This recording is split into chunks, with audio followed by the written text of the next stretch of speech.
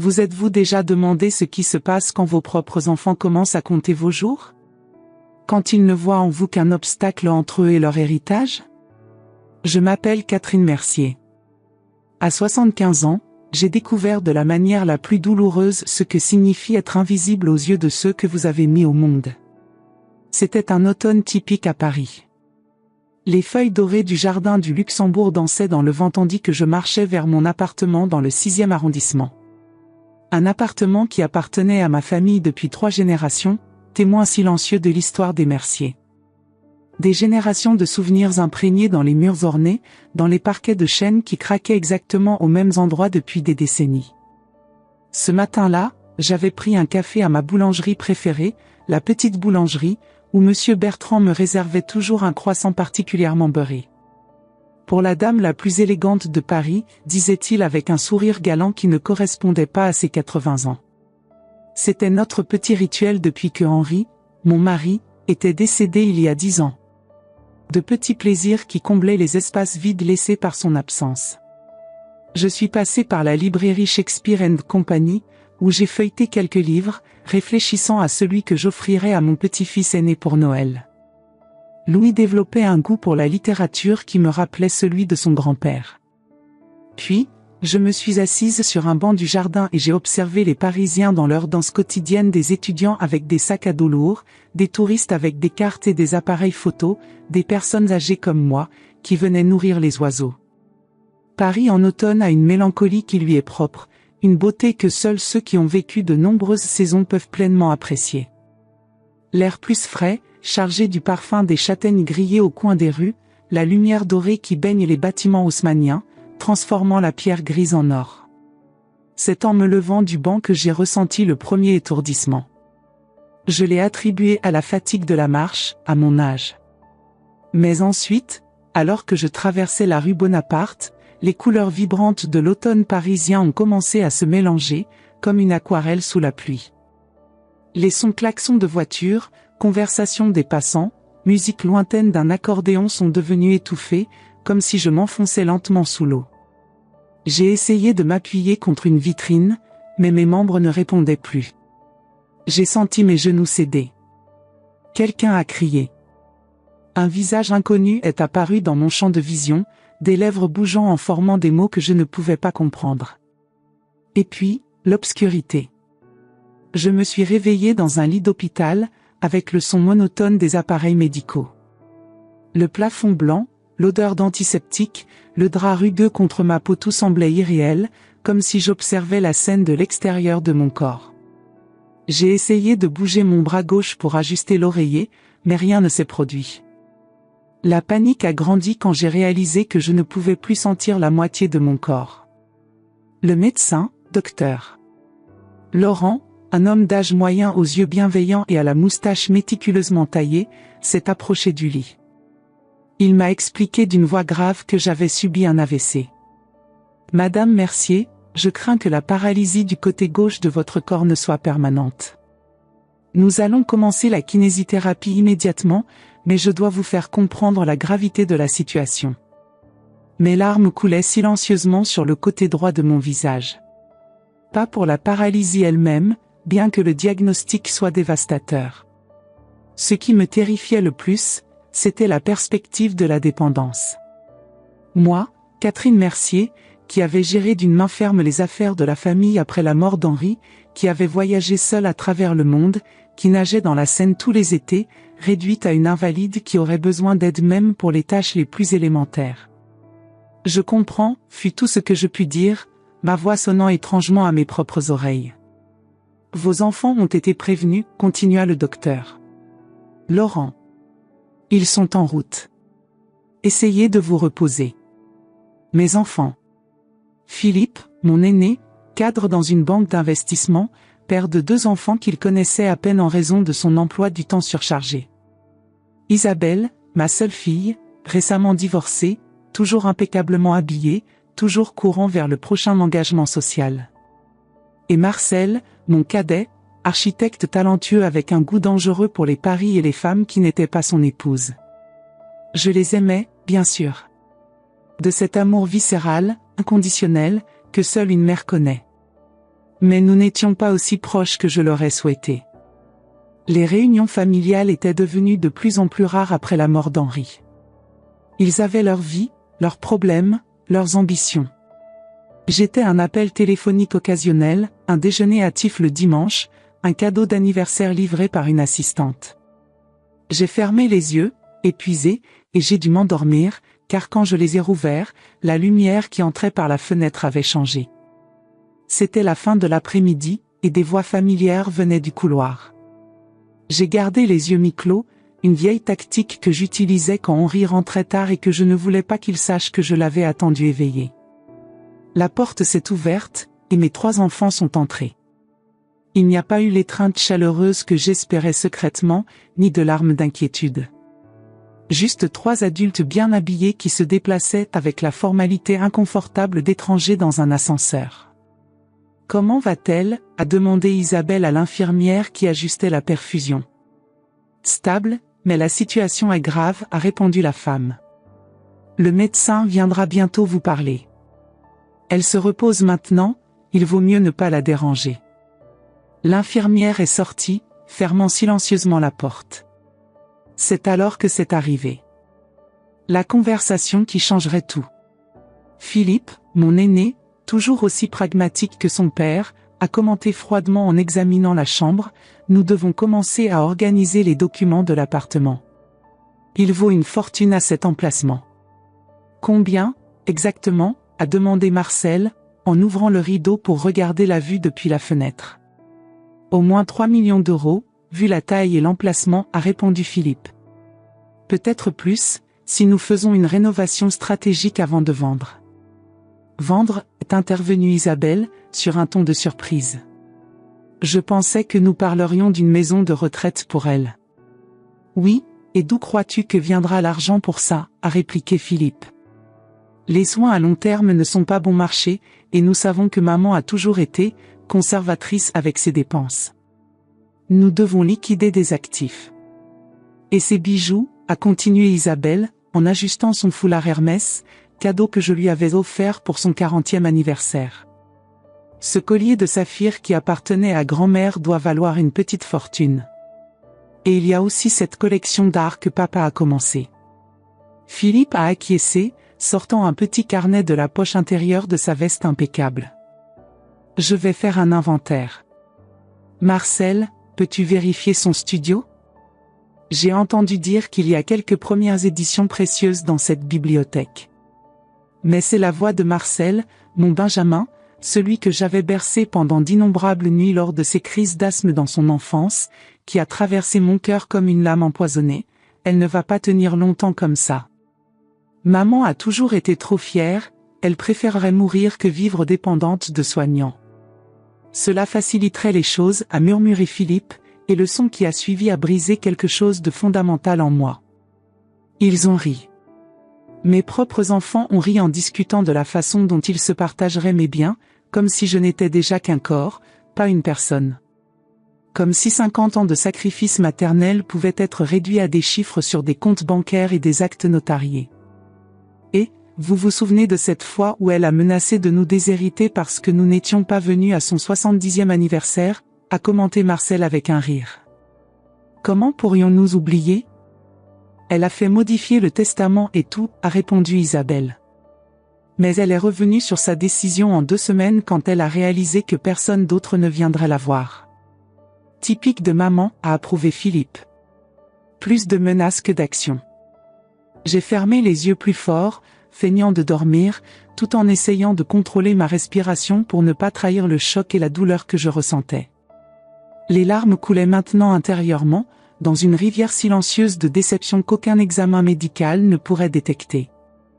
J'ai passé la nuit éveillée, tandis que mes enfants se relayaient dans une veille qu'ils considéraient clairement comme un fardeau.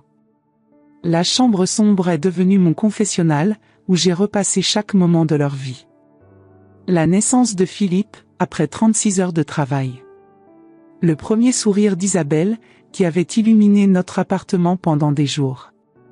Les pas hésitants de Marcel, toujours en retard par rapport aux autres enfants, mais fait avec une détermination qui me remplissait de fierté. Je me suis souvenu de chaque anniversaire que j'avais célébré avec eux, chaque nuit où j'étais resté éveillé quand ils étaient malades, chaque uniforme scolaire soigneusement préparé, chaque larme adolescente que j'avais essuyée, chaque rêve que j'avais encouragé, même quand il semblait impossible. Pourquoi ? Pour être jeté comme un meuble ancien qui ne correspond plus à la décoration moderne ? C'est cette nuit-là, dans le silence de cette chambre d'hôpital, éclairée seulement par la lumière bleutée des moniteurs, que j'ai pris une décision qui changerait le cours de nos vies. Ils voulaient mon argent ? Ils devraient attendre. Parce que Catherine Mercier ne serait vaincue ni par un AVC, ni par ses propres enfants. Le lendemain matin, lorsque le docteur Laurent est venu me rendre visite, je lui ai murmuré, avec la moitié du visage que je pouvais encore contrôler, je veux commencer la kinésithérapie aujourd'hui. Maintenant. Il a souri, surpris par ma détermination. Madame Mercier, c'est l'attitude dont nous avons besoin. Mais je dois vous avertir que le chemin sera long et difficile. Docteur, ai-je répondu, avec une fermeté qui semblait venir de quelque part au-delà de mon corps affaibli, j'ai plus de force que je n'en ai l'air. Et, plus important encore, j'ai une raison. Il ne savait pas que ma motivation allait bien au-delà de la santé. Il s'agissait de dignité. De justice. D'enseigner une dernière leçon à ceux que j'aimais plus que tout, mais qui avaient oublié le sens de l'amour. Cet après-midi-là, alors que l'infirmière m'aidait à m'asseoir dans le lit pour la première séance d'exercice de base, j'ai remarqué quelque chose de curieux. Bien que mon bras gauche ne réponde pas aux commandes directes, mes doigts s'étaient contractés involontairement quand j'avais essayé d'atteindre le verre d'eau. Un mouvement minuscule, presque imperceptible, mais il était là. Une étincelle de vie dans ce membre que les médecins avaient condamné. L'espoir, cette émotion têtue qui résiste même dans les moments les plus sombres, s'est allumé dans ma poitrine. Si mes doigts pouvaient bouger, même d'un millimètre seulement, alors peut-être y avait-il une chance. Je savais que la récupération après un AVC était imprévisible. Certains patients se rétablissaient presque complètement, d'autres restaient avec des séquelles pour le reste de leur vie. Le docteur Laurent avait été prudent dans ses prévisions, me préparant au pire scénario. Mais Catherine Mercier n'a jamais facilement accepté les pronostics négatifs. Quand on a dit à Henri que sa petite maison d'édition ne pourrait jamais rivaliser avec les grandes maisons parisiennes, nous avons construit ensemble l'une des maisons d'édition les plus respectées de la littérature française. Quand on m'a dit qu'une femme ne pourrait pas prendre en charge l'entreprise après sa mort, j'ai prouvé qu'ils avaient tort, en doublant les bénéfices en 5 ans. Maintenant, face au plus grand défi de ma vie, ce ne serait pas différent. Je me rétablirai. Et quand je le ferai, mes enfants apprendraient une leçon qu'ils n'oublieraient jamais. Ainsi, pendant que Philippe organisait des documents, qu'Isabelle évaluait des bijoux, et que Marcel recherchait des maisons de retraite, j'ai commencé ma propre bataille silencieuse. Chaque petit exercice prescrit par les kinésithérapeutes, je le répétais 10 fois plus quand j'étais seul. Chaque mouvement suggéré, je le pratiquais inlassablement pendant les heures creuses de l'aube. La douleur était constante, parfois insupportable. Mais l'image des visages de mes enfants, riant en se partageant ma vie comme des vautours sur une carcasse, me donnait la force que mes muscles avaient perdue. Et ainsi a commencé mon voyage de retour à la vie. Un voyage que mes enfants suivaient avec un intérêt financier, mais dont ils ne soupçonneraient jamais la véritable nature. Jusqu'à ce qu'il soit trop tard. Vous pensez que cette histoire s'arrête ici ? Que j'ai simplement accepté le destin que mes enfants avaient tracé pour moi ? Vous ne me connaissez pas bien, alors. Ce que j'ai fait ensuite a fait parler tout Paris, et a complètement stupéfié mes enfants. Continuez à regarder pour découvrir comment j'ai transformé la plus grande trahison de ma vie en ma plus douce vengeance. Les séances de kinésithérapie étaient atroces. Chaque mouvement, aussi petit soit-il, semblait déchirer mes muscles. Mais j'avais désormais un objectif, quelque chose qui allait au-delà de la simple récupération physique. Allez, Madame Mercier, encore une fois, m'encourageait Sophie, ma jeune kinésithérapeute, tandis que j'essayais de bouger les doigts de ma main gauche.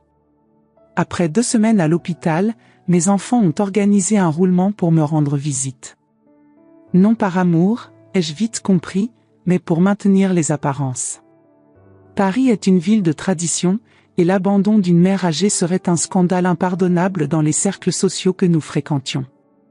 Philippe venait toujours les lundis, entre le déjeuner avec des clients et la réunion de l'après-midi. Il apportait des fleurs coûteuses et des nouvelles superficielles. « Maman, j'ai parlé avec votre avocat de certaines questions pratiques. » A-t-il commencé lors d'une de ses visites.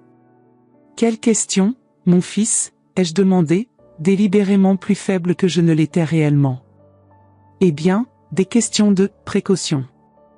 L'appartement, vos comptes bancaires.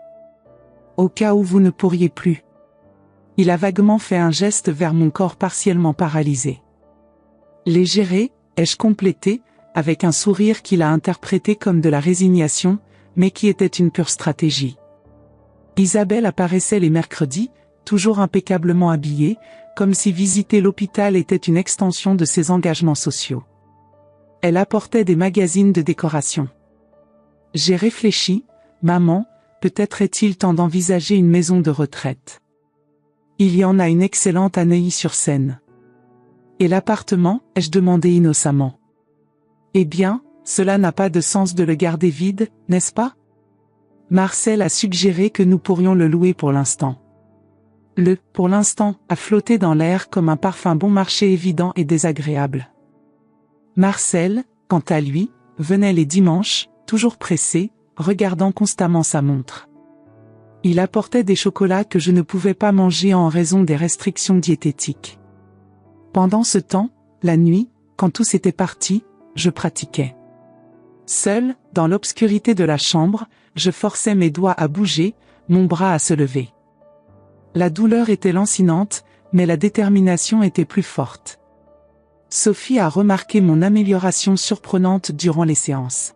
« Madame Mercier, votre récupération est remarquable pour quelqu'un de votre âge », a-t-elle commenté, sincèrement impressionnée.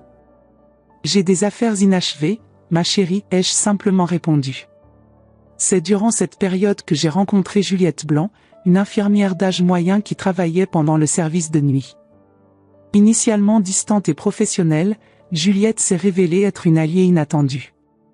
Un soir, alors qu'elle arrangeait mes oreillers, elle a commenté « J'ai vu vos enfants aujourd'hui. » Ils discutaient dans le couloir. « À propos de moi ?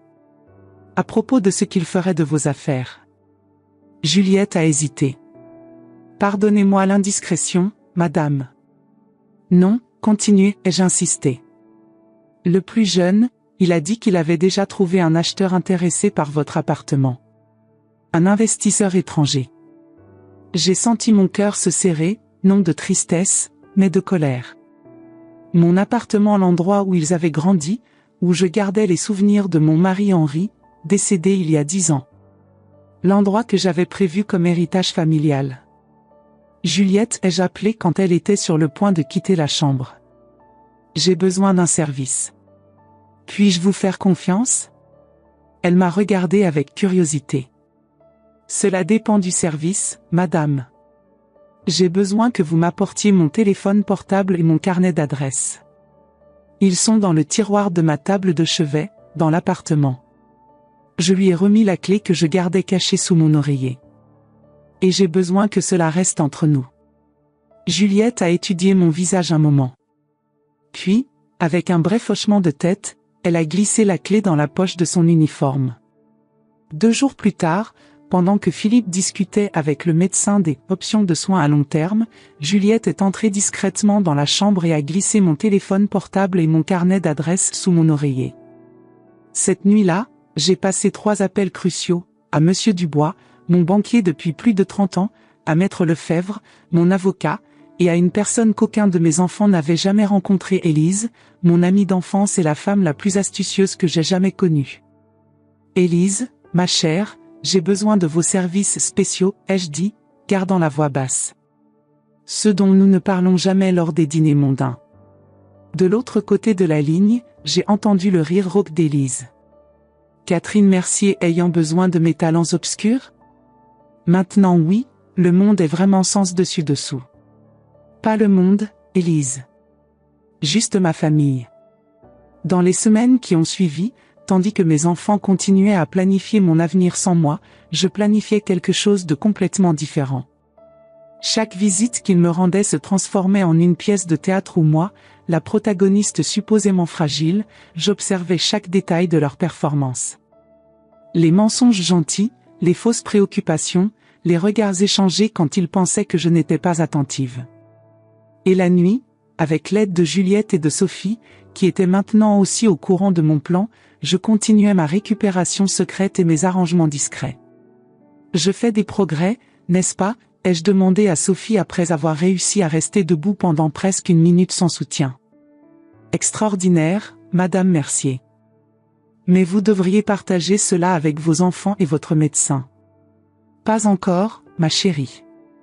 La surprise sera une partie essentielle du traitement.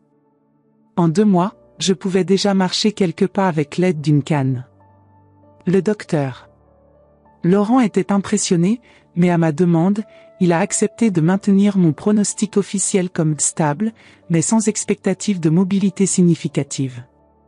Je ne comprends pas votre demande, Madame Mercier, a-t-il confessé, confus. Docteur, parfois la médecine doit traiter non seulement le corps, mais aussi les relations. Faites-moi confiance. C'est à cette époque qu'Élise a commencé à mettre en œuvre la première phase de notre plan.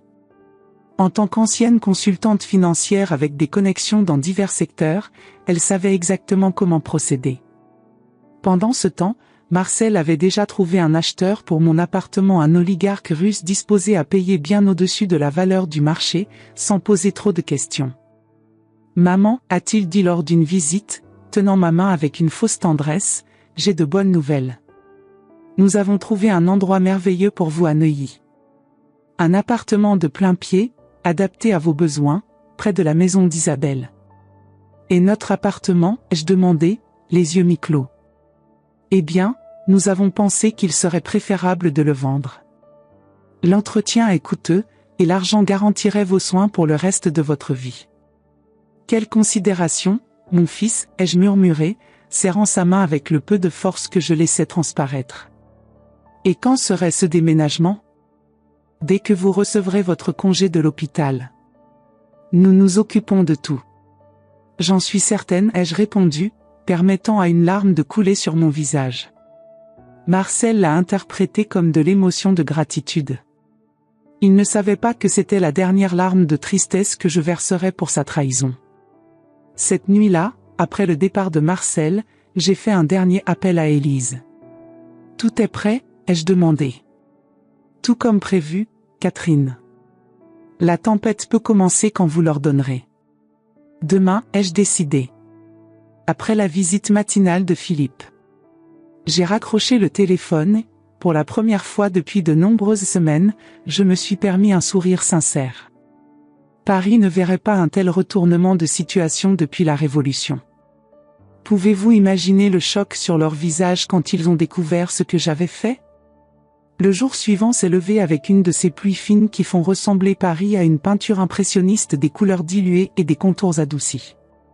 C'était parfait pour ce que j'avais prévu. Philippe est arrivé ponctuellement à 9 h, comme toujours. Il apportait un bouquet de lys, mes fleurs préférées, un détail dont il se souvenait seulement quand cela lui convenait. « Bonjour, maman », a-t-il dit, en m'embrassant sur le front. « Comment vous sentez-vous aujourd'hui ?» Comme une femme sur le point de renaître, ai-je répondu énigmatiquement.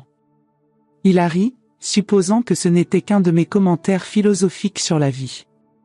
Philippe a toujours sous-estimé mon intelligence, tout comme il sous-estimait ma résilience.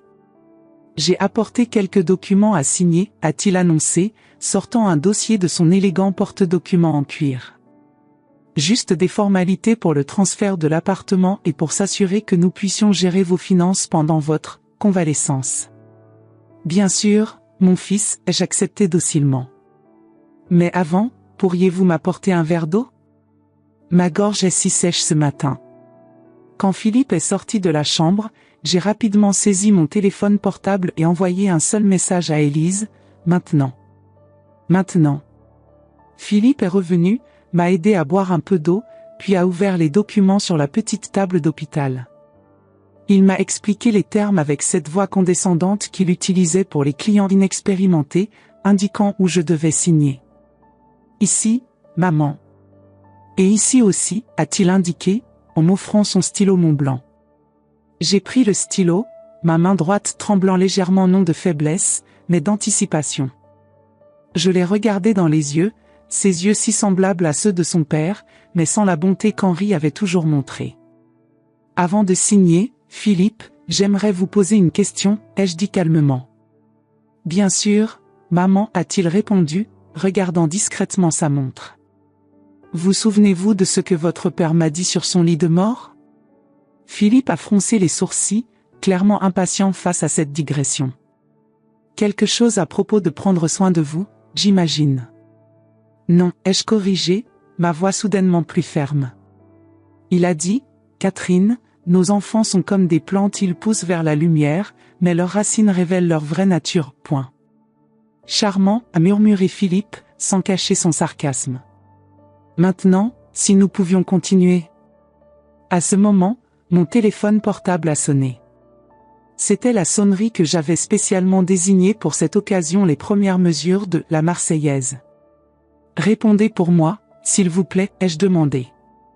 Mes mains sont occupées avec ces importants documents. Philippe a pris le téléphone avec irritation, mais son visage a pâli en voyant le nom sur l'écran. C'était Maître Lefebvre, mon avocat. Allô, a-t-il répondu, essayant de garder sa contenance.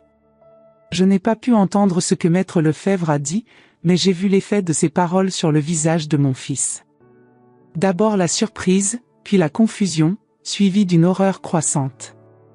Cela ne peut pas être correct, a-t-il balbutié. Il doit y avoir une erreur. Philippe a raccroché et m'a regardé comme si j'étais une étrangère. Maman, qu'avez-vous fait? J'ai simplement protégé ce qui m'appartient, mon fils, ai-je répondu, en posant le stylo sur les documents non signés. Tout comme vous prévoyez de protéger ce que vous pensiez qui vous appartiendrait. Son téléphone portable a sonné ensuite.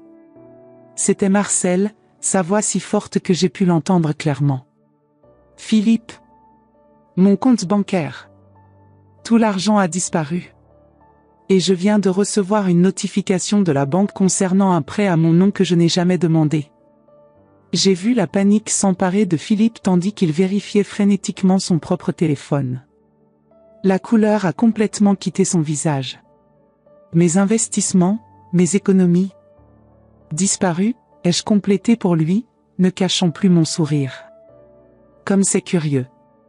Qu'avez-vous fait, a-t-il répété, maintenant avec un mélange de colère et de désespoir. Moi? Rien que la loi n'autorise. Contrairement à vous, qui prévoyez de vendre une propriété qui est encore à mon nom.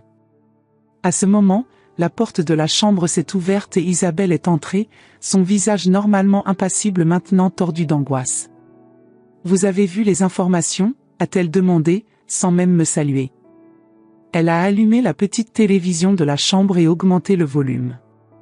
Une journaliste se tenait devant le palais de justice de Paris, l'un des plus grands systèmes de fraude immobilière découverts ces dernières années.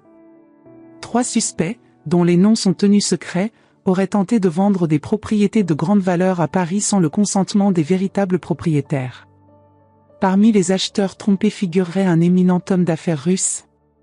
La caméra a ensuite montré une photo de mon appartement avec un énorme tampon « Vente frauduleuse » superposé. Que se passe-t-il? A crié Isabelle, se tournant vers Philippe. Demande à maman, a-t-il répondu amèrement.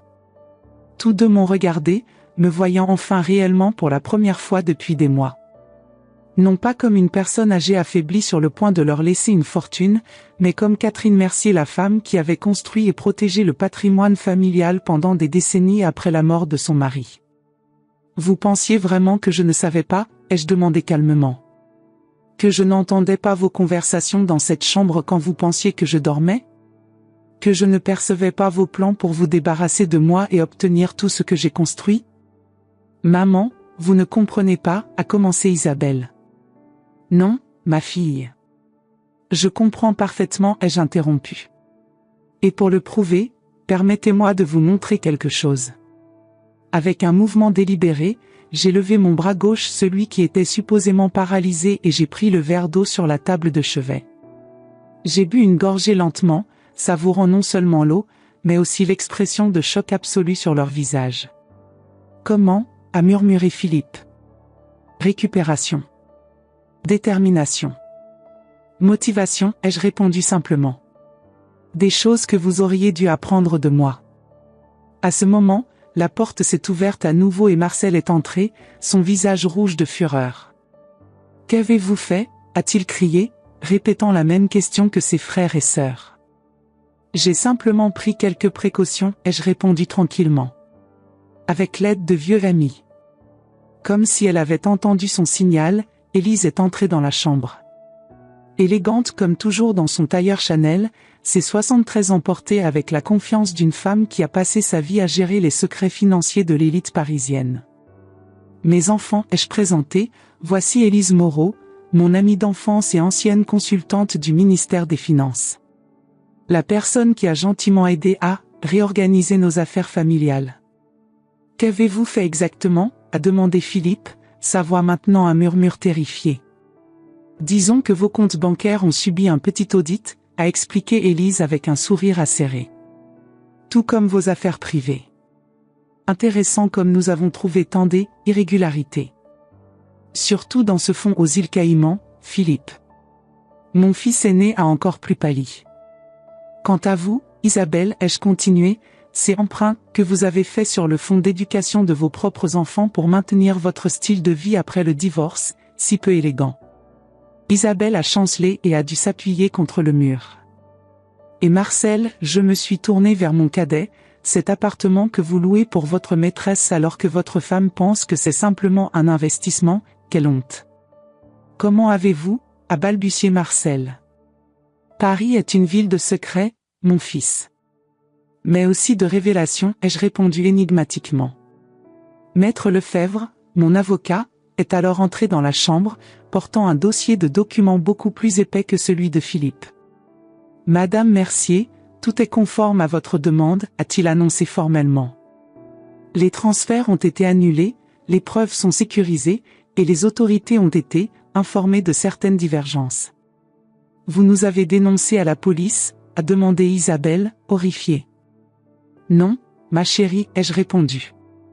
J'ai simplement préparé le terrain pour cela, si nécessaire. Ce qui se passe maintenant dépend entièrement de vous. » Je me suis levé du lit lentement, m'appuyant sur ma canne plus par style que par nécessité. J'ai fait quelques pas fermes vers la fenêtre et j'ai regardé Paris, ma ville, ma maison brillant sous la pluie. « Vous aviez raison sur une chose, » ai-je dit, sans me retourner. « Je n'aimerais pas vivre dépendante de soignants. C'est pourquoi je me suis rétablie seule. Et maintenant, j'ai une proposition pour vous. Je me suis retournée pour faire face à mes enfants, ces étrangers qui partageaient mon sang. Nous pouvons suivre deux chemins à partir d'aujourd'hui. Le premier implique des tribunaux, des scandales, possiblement la prison pour certains d'entre vous. Le second. J'ai fait une pause dramatique, le second implique la rédemption. Pour la première fois depuis de nombreux mois, j'avais toute leur attention. Pas comme une invalide, pas comme un obstacle, mais comme ce que j'ai toujours été, la matriarche des Mercier. Le choix, je conclus, vous appartient. Le silence qui a suivi ma déclaration semblait aussi épais que le brouillard matinal qui couvrait la scène. Mes trois enfants, auparavant si confiants dans leurs plans, ressemblaient maintenant à des enfants à nouveau vulnérables, effrayés, exposés. Quel genre de rédemption, a finalement demandé Philippe, toujours le premier à retrouver sa contenance. Une qui exigera plus de vous que l'argent ne pourrait jamais acheter, ai-je répondu. Du temps. De la présence. De l'honnêteté.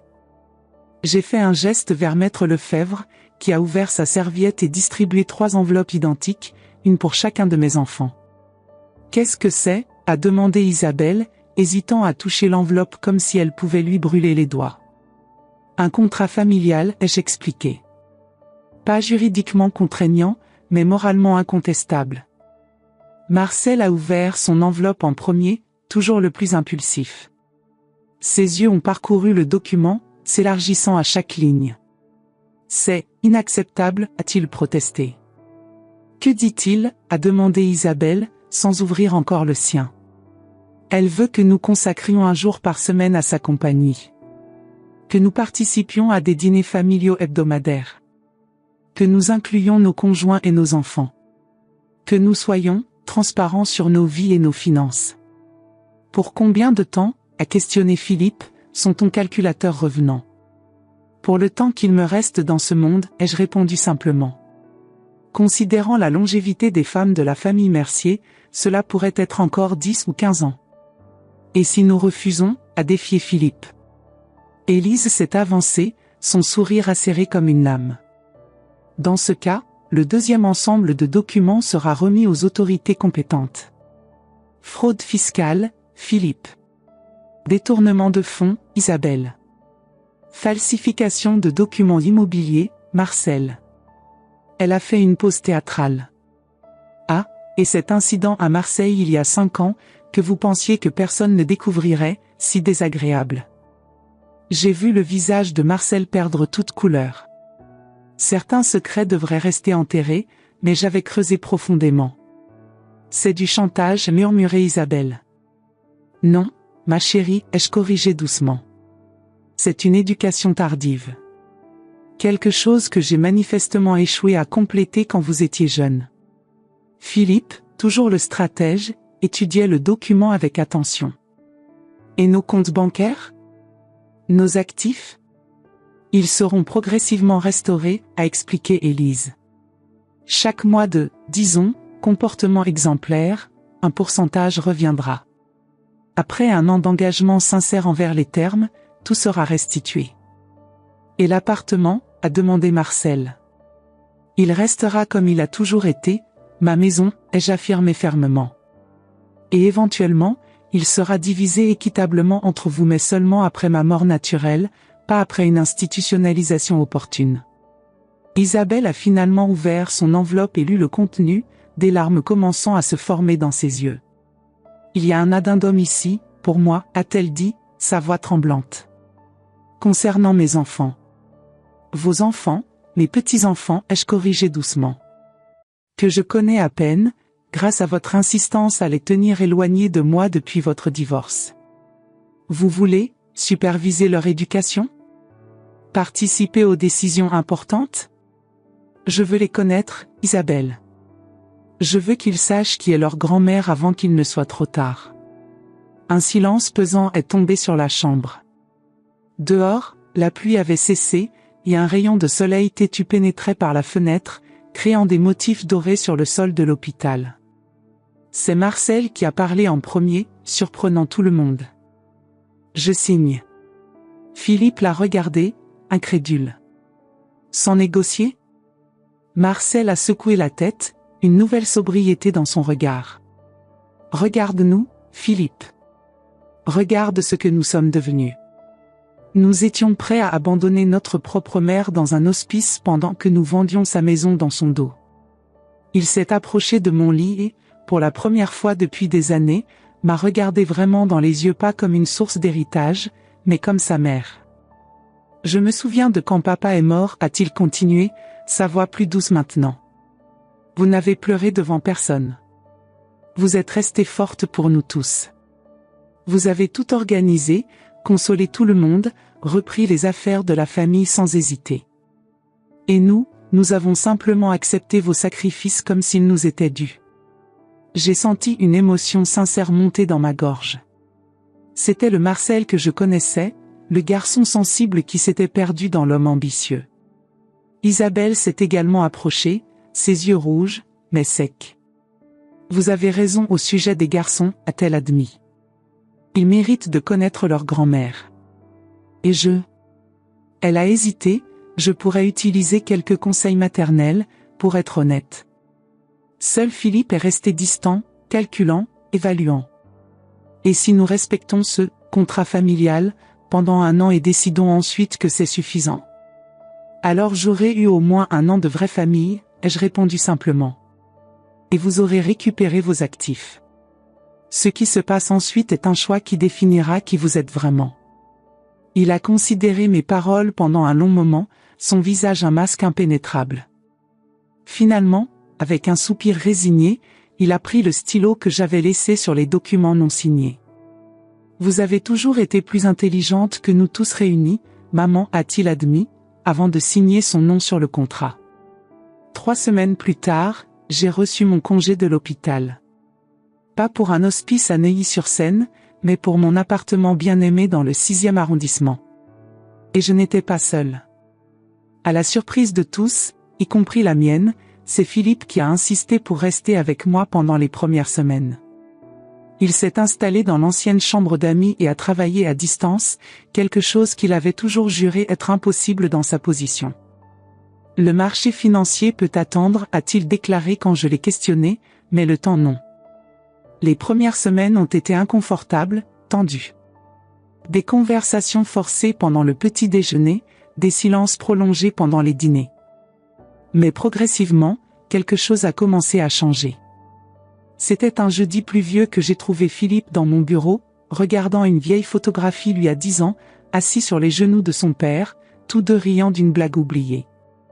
Il avait le même sourire que vous, ai-je commenté, m'appuyant légèrement sur ma canne. Philippe ne s'est pas retourné, mais sa voix sonnait différemment plus jeune, presque vulnérable. Je voulais être comme lui. Fort, respecté, accompli. Mais je crois que j'ai tout mal compris. Comment ça? Papa n'a jamais mesuré le succès en euros ou en propriété. C'était à propos des personnes qu'il aidait, des vies qu'il touchait. Philippe s'est finalement tourné vers moi, ses yeux humides. Y compris la vôtre, maman. Il vous aimait d'une façon que je n'ai jamais complètement comprise, jusqu'à maintenant. Cette conversation, si simple et pourtant si profonde, fut la première de nombreuses.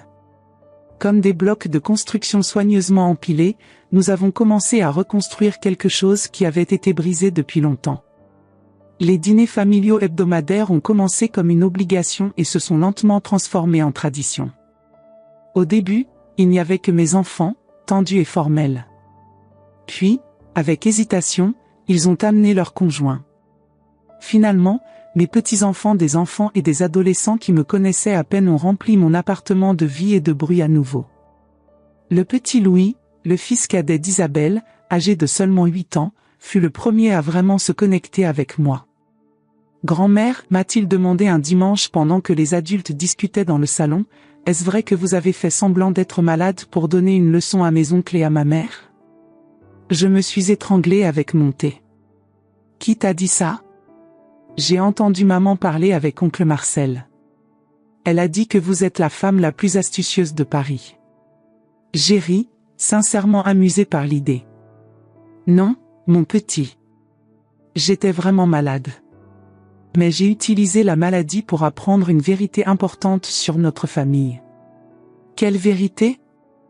Que parfois, nous devons perdre quelque chose pour réaliser sa valeur. Louis a médité cela avec le sérieux que seuls les enfants peuvent montrer face à des vérités profondes. Comme quand j'ai cassé ma tablette et que j'ai réalisé que j'aurais dû être plus prudent?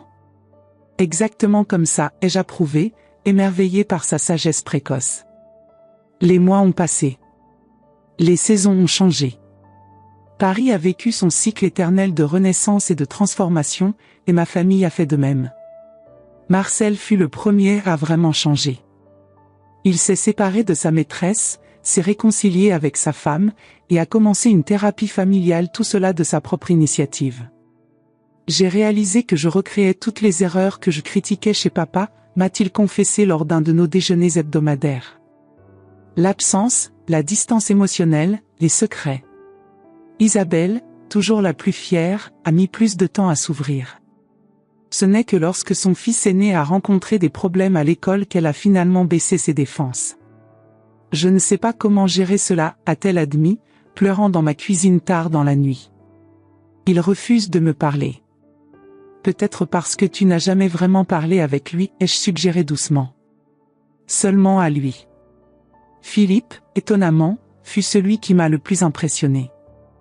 Non seulement il a respecté les termes de notre accord, mais il est allé au-delà. Il a commencé à revisiter les affaires de la famille avec un nouveau regard éthique, corrigeant des années de pratiques douteuses que son père n'aurait jamais approuvées. Je reconstruis l'héritage Mercier, m'a-t-il expliqué quand j'ai questionné ses motivations. Pas seulement le financier, mais le moral. 1 an après mon retour à la maison, comme promis, Élise a complètement restauré les actifs de mes enfants. J'ai organisé un dîner spécial pour marquer l'occasion la fin officielle de notre contrat familial. Quand tout le monde était réuni, j'ai levé mon verre pour un toast. À la liberté, ai-je déclaré. À partir d'aujourd'hui, vous êtes formellement libérés de vos obligations envers moi. Vos biens ont été restitués, et les preuves, potentiellement incriminantes, ont été détruites. Un silence inconfortable a plané sur la table. Mes enfants ont échangé des regards confus. Qu'est-ce que cela signifie ? A finalement demandé Isabelle. Cela signifie que notre accord est terminé, ai-je expliqué calmement. Vous n'avez plus besoin de venir aux dîners hebdomadaires, de passer du temps avec moi, ou de partager vos vies. Vous êtes libre de suivre vos chemins. Marcel fut le premier à comprendre. Un sourire lent s'est répandu sur son visage. Et si nous voulons continuer ? Ce serait un choix, ai-je répondu, mon cœur s'accélérant d'espoir. Pas une obligation. Philippe s'est levé, son expression sérieuse comme toujours, mais ses yeux trahissaient une émotion qu'il montrait rarement. Je propose un nouvel accord, a-t-il annoncé formellement. Sans contrat, sans menace, sans obligation. Juste une famille, choisissant d'être ensemble. Soutenu, a déclaré Marcel, se levant également. Soutenu, a fait écho Isabelle, des larmes silencieuses coulant sur son visage. J'ai regardé mes enfants, je les ai vraiment regardés et j'ai vu non pas les adultes calculateurs qui avaient prévu de se débarrasser de moi, mais les enfants que j'avais élevés, que j'aimais inconditionnellement, et qui finalement, après un long détour, avaient retrouvé le chemin de la maison. Alors c'est décidé, ai-je accepté, ma voix faiblissant légèrement. Une nouvelle tradition commence aujourd'hui. Plus tard ce soir-là, seul dans ma chambre, j'ai regardé par la fenêtre les lumières de Paris. La ville qui a été témoin de tant de drames au fil des siècles en témoignait maintenant un de plus, non pas de trahison et de vengeance, mais de rédemption et de renouveau. J'ai pris la vieille photographie d'Henri que je gardais sur ma table de chevet. Tu avais raison, mon amour, ai-je murmuré à son sourire figé dans le temps. Nos racines sont plus profondes que nos erreurs. 2 ans se sont écoulés depuis cette nuit. Mon appartement est rarement vide maintenant. Il y a toujours un petit enfant qui étudie à la table de la cuisine, une fille cherchant des conseils sur un dilemme personnel, un fils partageant des nouvelles de sa journée. La paralysie qui m'a frappé était réelle, tout comme ma récupération. Mais la véritable guérison ne s'est pas produite dans mon corps, mais dans ma famille. Et quant à l'argent qui a temporairement disparu des comptes de mes enfants, eh bien, une partie substantielle a été discrètement donnée à des organisations caritatives pour personnes âgées abandonnées à Paris. Une petite rétribution à l'univers pour m'avoir donné une seconde chance. Parfois, quand je marche dans le jardin du Luxembourg les dimanches matins, appuyé sur le bras de Philippe ou Marcel, j'observe d'autres familles, des jeunes pressés poussant leurs parents âgés en fauteuil roulant, vérifiant leur montre avec impatience, anxieux de terminer leur obligation. Je veux leur dire, le temps est plus précieux que n'importe quel héritage. La présence, plus précieuse que n'importe quelle propriété. Et l'amour, le véritable amour familial ne peut pas être calculé en euros ou en francs, mais dans les moments partagés, les histoires racontées, les vies entrelacées. Catherine Mercier, qui à 75 ans était considérée comme finie, maintenant à 77 ans est plus vivante que jamais. Je n'ai pas seulement survécu à la trahison de mes enfants, mais je l'ai transformée en le plus grand cadeau qu'ils pouvaient me faire, l'opportunité de vraiment les connaître, non pas comme des extensions de moi-même ou des héritiers de ma fortune, mais comme les personnes complexes et faillibles qu'ils sont. Et cela, mes amis, est le plus grand trésor qu'une mère pourrait demander. Pas un appartement dans le 6e arrondissement, pas des comptes bancaires bien garnis, pas des bijoux de famille, mais le regard sincère dans les yeux d'un enfant qui comprend enfin le sens de la famille. Parce qu'au final, ce n'est pas l'argent qui nous soutient, mais les liens que nous choisissons de renforcer, les pardons que nous offrons, et les secondes chances que nous donnons à ceux qui, malgré leurs erreurs, portent encore notre sang et notre nom. Et si un jour mes enfants ont besoin de raconter cette histoire à leurs propres enfants, j'espère que la morale sera claire, ne sous-estimez jamais une mère française de 75 ans. Surtout si son nom est Catherine Mercier.